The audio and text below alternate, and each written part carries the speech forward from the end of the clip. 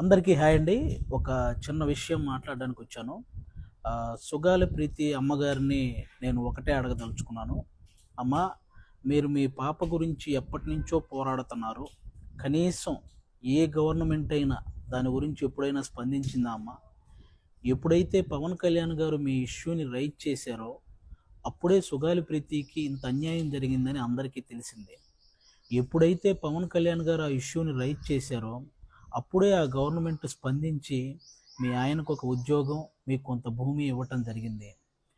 ఆ గవర్నమెంట్ పవన్ కళ్యాణ్ గారు రాకముందే మీకు అవన్నీ చేసుంటే ఆ గవర్నమెంట్కి మీ మీద ప్రేమ ఉన్నట్టు అమ్మ.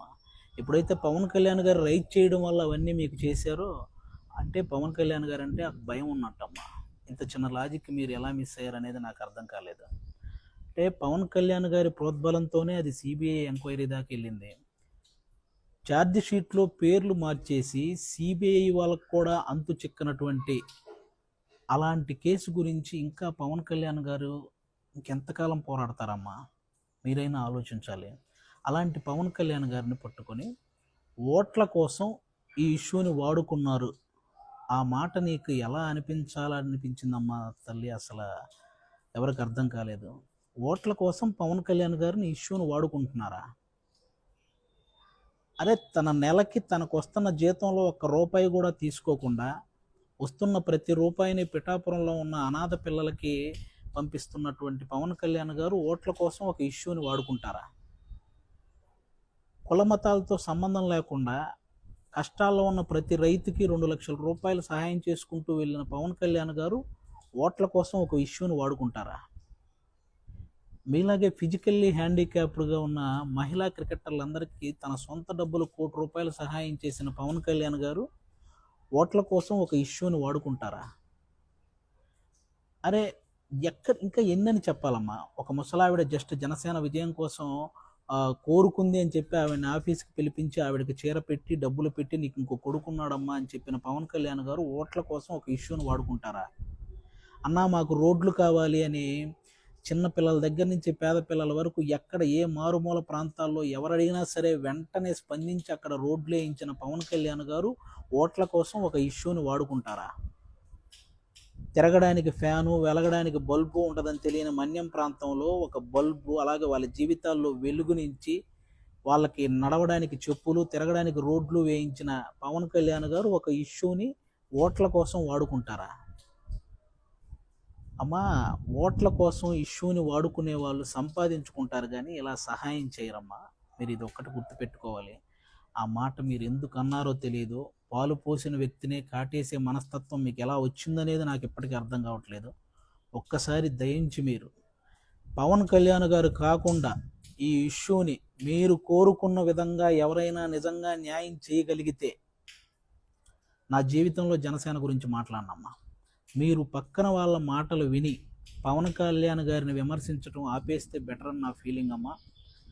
అలాగే నెక్స్ట్ ప్రొఫెసర్ నాగేశ్వరరావు గారు, ఏమండి, అమిత్ షా గారితో పవన్ కళ్యాణ్ గారు ఇలా అన్నారు అని మీరు తప్పు మాట్లాడినప్పుడు ఈయన డబ్బులు తీసుకునే ఇలా అన్నాడు అని జన సైనికులు అనడంలో తప్పే ఉందండి? అయినా ఇది రేడియో కాలం కాదండి. మీరు ఏదైనా చెప్తే అది వినుకుంటూ మేమేం మాట్లాడకుండా కొట్టుకుంటూ వెళ్ళడానికి సోషల్ మీడియా కాలం. కంపల్సరీ మీరు విశ్లేషిస్తే దాని మీద విశ్లేషించడానికి అందరూ రెడీగా ఉంటారండి. కాబట్టి ఈ విశ్లేషణ అనేది మీరు కూడా అది తప్పు అవడం వల్లే కదా మీరు మీ మాటలను విత్డ్రా చేసుకున్నారు. మరి తప్పు చేసిన తర్వాత కూడా మళ్ళీ ఇంకా డిబేట్లు, డిస్కషన్లు ఏంటండి? పవన్ కళ్యాణ్ గారి విషయంలో మీరు మాట్లాడింది తప్పు, మ్యాటర్ ఓవర్.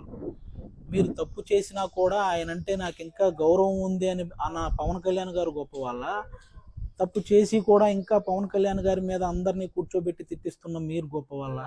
ఒకసారి ఆలోచించండి. ఎందుకంటే ఆ వ్యక్తిని విమర్శించినప్పుడు లేకపోతే ఆ వ్యక్తి గురించి తప్పుగా మాట్లాడినప్పుడు ఆయన అభిమానించిన వాళ్ళు ఆటోమేటిక్గా రియాక్ట్ అవుతారు. అందరినీ ఆపలేం కదా, అందరూ ఆయనలాగా ఉండరు కదా. కాబట్టి ఇది ఒకసారి మీరు ఆలోచించాలని మనస్ఫూర్తిగా కోరుకుంటున్నాను. ఇంకా అంబటి రాంబాబు గారు, పేరు నాని గారు, ఇంకా కాపు కులానికి సంబంధించిన కొంతమంది వ్యక్తులు మాట్లాడితే పవన్ కళ్యాణ్ గారు కాపు కులాన్ని తాకట్టు పెట్టాడు అంటుంటారు. అయ్యా, ఇన్నేళ్ల రాజకీయ చరిత్రలో కాపు కులం నుంచి పవన్ కళ్యాణ్ గారి లాంటి స్థాయికి ఎదిగిన వ్యక్తి ఒక్కరైనా ఉన్నారా? ఈరోజు ఆంధ్రప్రదేశ్ని చంద్రబాబు నాయుడు గారితో పాటు ఈక్వల్గా పరిపాలిస్తున్న పవన్ కళ్యాణ్ గారు అంటే కాపు కులాన్ని తాకట్టు పెట్టినట్ట, కాపు కులాన్ని నిలబెట్టినట్ట? అయినా దేశాన్ని గురించి పాటుపడుతున్న వ్యక్తికి ఒక కులాన్ని అంటగట్టడం ఎంతవరకు కరెక్టు? అసలు కులానికో మతానికో అలా అలా ఆ పిచ్చి ఉన్న వ్యక్తి అతను. అందరినీ సమానంగా చూసే వ్యక్తి, అన్ని కులాలని అన్ని మతాలని తన వెంట నడపాలనే వ్యక్తి. ఆయన సనాతన ధర్మం అనేది హిందూ ధర్మాన్ని ప్రేమిస్తున్నట్టు, ఇతర ధర్మాలని గౌరవిస్తున్నట్టు, అంతేగాని ఓన్లీ హిందువుల్ని వెనకేసుకొస్తున్నట్టు కాదు. ఆయన చుట్టూ ఎంతమంది క్రైస్తవ మతానికి చెందిన వాళ్ళు, ఎంతమంది ముస్లిం మతానికి చెందిన వాళ్ళు ఉంటారో నాకు తెలుసు. వాళ్ళందరికీ ఆయన ఎంత వాల్యూ ఇస్తాడో నాకు తెలుసు. వాళ్ళందరినీ ఎంత ఎంకరేజ్ చేస్తాడో. ఇలా కుల మతాల భేదాలు చూసుకుంటే ఇంతమందికి సహాయం చేయగలుగుతాడా అండి? ఆయన చెప్పే దాంట్లో అర్థాన్ని వెతకాలి, కానీ ఇలా ప్రతి దాంట్లో అర్ధరహితంగా మాట్లాడి ఆయన్ని విమర్శించాలనుకుంటున్న ప్రతి ఒక్కరూ కూడా ఇవి మానుకోవాలి. ఎందుకంటే మీ ఇష్యూ హైలైట్ అవ్వడానికి, లేకపోతే మీరు హైలైట్ అవ్వడానికి పవన్ కళ్యాణ్ గారిని సాఫ్ట్ టార్గెట్ చేస్తున్న ప్రతి ఒక్కరికి ఒకటే చెప్పదలుచుకున్నాను, ఇలాంటివి చేస్తే కనీసం మీ ఇంట్లో వాళ్ళు కూడా మిమ్మల్ని అసహించుకుంటారు. కాబట్టి ఇవి మానుకోండి. Thank you.